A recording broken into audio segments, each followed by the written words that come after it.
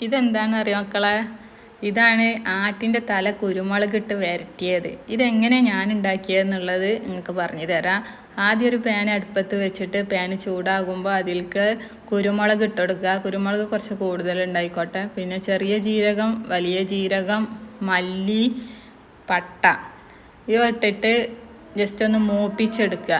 ഇതൊന്ന് ജസ്റ്റ് പൊട്ടി വരുന്നത് വരെ ഒന്ന് ഇളക്കി കൊടുക്കുക. അത് കഴിഞ്ഞാൽ ഫ്ലെയിം ഓഫ് ചെയ്യുക. ഇതൊന്ന് ചൂടാറിയതിന് ശേഷം മിക്സിൻ്റെ ജാറിലിട്ടിട്ട് ഒന്ന് പൊടിച്ചെടുക്കാം.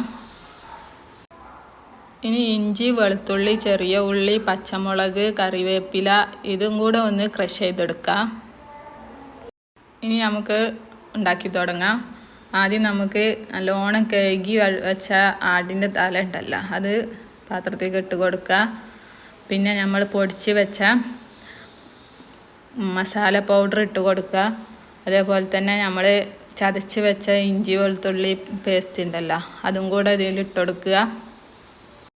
പിന്നെ വേണ്ടത് ഒരു വലിയ ഉള്ളി, ഒരു തക്കാളി. ഇനി നമുക്ക് സാധാരണ മസാല പൗഡറുകൾ ഇട്ട് കൊടുക്കുക.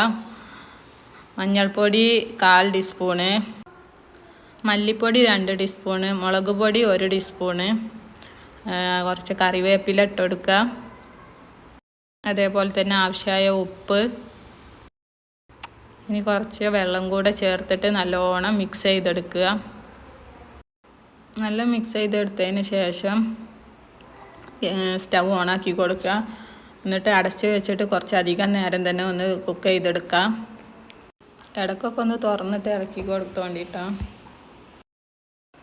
നല്ല വെന്ത് വന്നതിന് ശേഷം നമുക്കിതൊന്ന് മൂപ്പിച്ചെടുക്കാനും കൂടെ ഉണ്ട്. അതിന് വെളിച്ചെണ്ണയ്ക്ക് ചെറിയ ഉള്ളിയും കറിവേപ്പിലയും കൂടെ ഇട്ടിട്ട് നല്ലോണം മൂപ്പിച്ചിട്ട് അതിലേക്ക് ഒഴിച്ചിട്ട് നല്ല മിക്സ് ചെയ്തെടുക്കുക. ഈ മിക്സ് ചെയ്യുമ്പോൾ തന്നെ ഇതിനൊരു പ്രത്യേക തരം സ്മെല്ലാണ്. പിന്നെ നല്ല മിക്സ് ചെയ്തതിന് ശേഷം കുറച്ച് പച്ച വെളിച്ചെണ്ണ കൂടെ ചേർത്ത് കൊടുക്കുക. അപ്പോൾ ഇങ്ങനെ ഉണ്ടാക്കി നോക്കാത്തവരുണ്ടെങ്കിലും ഒന്ന് ഉണ്ടാക്കി നോക്കി.